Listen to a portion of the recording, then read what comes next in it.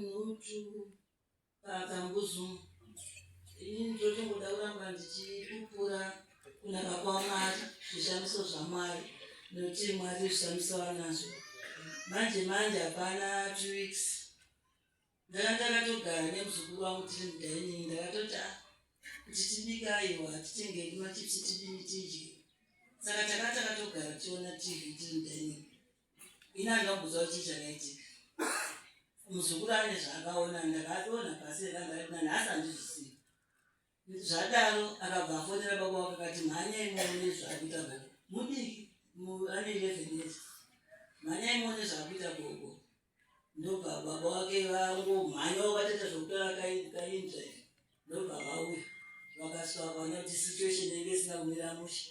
Hanzi ndaigwinya ruoko, ndaigwinya gumbo, rurimi rwava panze.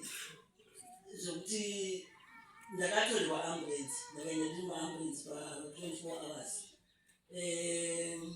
Nanhasi zvakamukanganisa muzukuru anongoti akazoona kana paTV gogo muri kuona zvakaitika ndozvamama kakaita isboko, nokuti ndakabva pamba ndaiswa oxygen, ndapa maBP, ndapa madrip.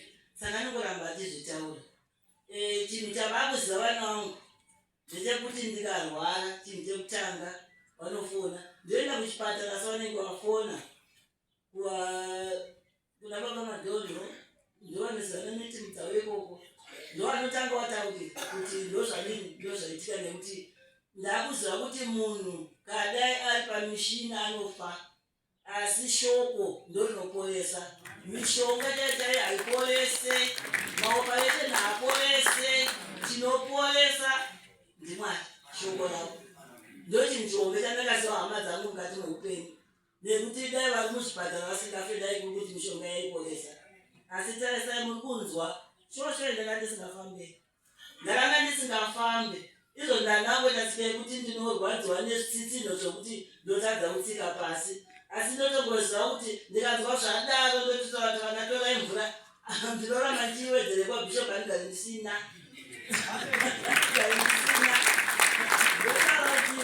Torai mvura ndodzisa, ndotsikira, ndona ndakugona. Izvozvo apa ndakatouya kuno ndakutogona kutsvaira, ndakutogona kudini, riri simba raMwari.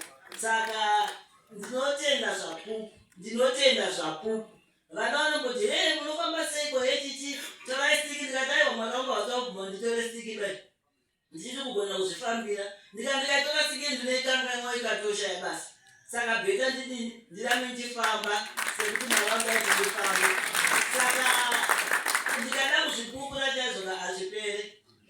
Kune mukomana wati akadedzwa nemwana wake kuti haimone zvaaita kugogo, anga achingotambura ungwese, hakuna basa, hakuna chii. Akawana basa musema ndaakushanda. Pamwe achanonogwa kusvika asi ari kuuya. Musikana ari kunze kwenyika akasimudzirwa ikoko kuIngland ikoko. Akaitwa ndikati hamembefuka kuti ndiinstructor, akuinstructor vamwe kuti munosenza muchidai.